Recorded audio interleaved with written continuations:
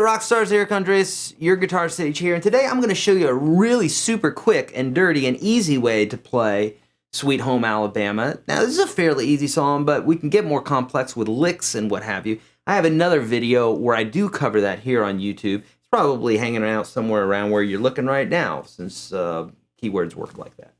But otherwise, just type in YourGuitarSage, Sweet Home Alabama, and you'll find more detail. But if you want just a quick and dirty acoustic guitar version of this, I'm going to show you how to do it. Okay? Technically, the whole song is 4 chords, but we only play this one chord very sparsely, so you could kind of fake it with 3 chords.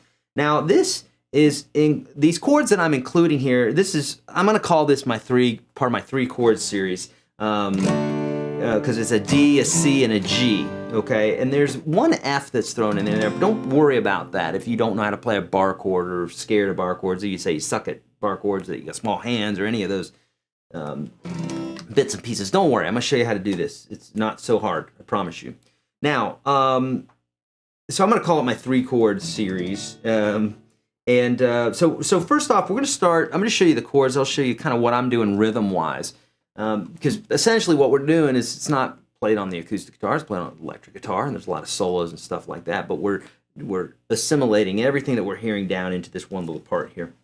Okay, so first off, again, these chords are what I call the 9 essential chords, and if you want to know more about that, there is a 30 lesson series that I have for free that you can click on the link below. It's the first 30 lessons that I teach all my students, and the 30 most popular lessons that every guitar player should know. That's why I provide them for you, okay? So check that out if you need more help. So first off, it's a D, a C, and a G. That's going to be the most part what we're doing here. I'm not going to show you all the licks. I have that in the other video. So real quick and dirty, we got D, C, G, D, C, G, and another measure of G. So that's how you think about it. You think D, C, G, G. D, C, G, G. D, C, G. Okay, and that's like 99% of the song. Okay, now I'm going to show you what I'm doing rhythm-wise here, and I'll show you what I'm doing with that F chord there where we go. Okay, so first off, I'm doing some right-hand muting. You know, for lefties out there, you just call it pick hand muting. But if you need more help with that, that's also covered in that 30 lessons course. I believe that's in there, pretty sure. If not, here on YouTube, you can type in YourGuitarSage muting, and you could find several videos of me teaching that sort of thing. It's going to be higher quality in that course, but if you like low quality, do the ones on YouTube. Okay. So we got a D, and what I'm doing here is I'm going like 2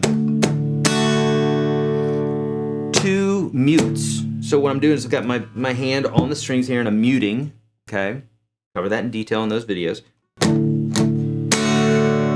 Okay, for the D. And then for the C, we could do the same thing. I'll show you what it sounds like if we just do the same thing like... That's what our model's gonna be, our framework, okay? So it's mute, mute, strum, mute, mute, strum, mute, strum. Mute, mute, strum, mute, mute, strum, mute, mute, strum. Okay? And that's kind of what everybody's doing together. It gives it this sound, okay? So if we want to make that a little more interesting, we could go... I'm dirtying it up there a little bit by going... So I'm lifting up, I'm going...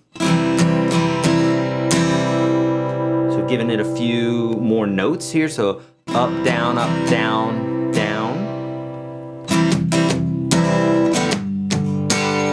So I'm going to do this real nice and slow. So when you're practicing this sort of thing, it's good to practice separately the rhythm from the chords, especially if you're a beginner, because you've thrown them together. I have a million analogies about this, but it's like juggling with more balls than you're able to juggle.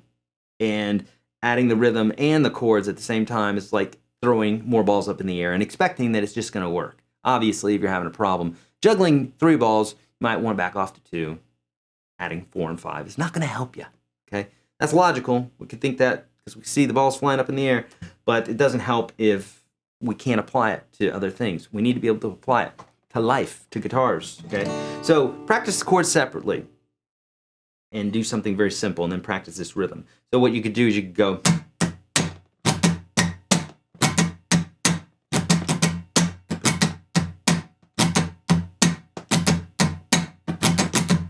Now, this is not a perfect science. So if I tell you everything that I'm doing here, it's like there has to be a little bit of breathing room in here for you. You're an artist yourself. You know, if you're playing guitar, you can create. You're a creator, so don't be afraid to dig in there, okay? So I showed you the basic rhythm here. Now there is an F chord in here that goes do, do, do. You know that part of the song? So this F here is what I call the cheating F, and it looks a lot like a C chord. Watch this. Here's a C chord. If you can play a C chord, you can play this F chord, okay? Now watch what I'm gonna do here. Super easy. I'm gonna put my pinky down on the string, right where it's nice and convenient, the 3rd fret of the D string. And then I'm gonna take my 2nd finger and move it down 1 string, okay? And now if I were to just play the 4 inside strings, I've got an F chord. What, Eric? I never knew that. Well, now you do. Okay, that's an F chord right there. So the low E and the high E, you can either not play them, or if you want to get a little fancier, you want to put your fancy pants on, which I encourage you to do. What I say to do is bar, easy, don't go anywhere. You can play this, trust me. Bar the 1st and 2nd frets. So the only thing I'm doing, look at my first finger here. I'm just kind of leaning it over like that so that I can catch that 1st string at the 1st fret. So now I can play strings 5 through 1. And what I do sometimes, I bring my thumb over the top of the neck, I mute that 6th string so that I got. Look at how little my hands move, going from the F to the C. Normally you see guys do this, you know, this big old changing gears thing here. You do it like this, it's a lot smaller of a movement. And if you really want to get fancy pants and play the full bar chord, then you can do that by doing that, okay? I teach this in all my courses. I've got videos for it here on YouTube. Just type in YourGuitarSage bar chords, or I think it's part of the 30 free lessons that you can check out below, okay? So, my friends, that's it. I don't want to overcomplicate this. If you need more detail, you can watch my other video on it. I just want to provide something super quick and dirty for you that you can jump in right away. All right, my friends, I'm out of here. If you need any help, please let me know in the comments below. We're on Facebook, Twitter, and all that good stuff. I'm here to help you. I want you to learn guitar. You can play. Anybody can play the flipping guitar. I'm proof of this. I can kind of play. I can teach it, for sure. All right, anybody can play the guitar if you practice, if you have the resources. YouTube and everything else, my free courses. Check that link out below. I promise you, it's the first 30 lessons I teach all my students, and if you were to visit me here in Nashville, it costs you about $1,000. Otherwise, it's there for you for free, okay?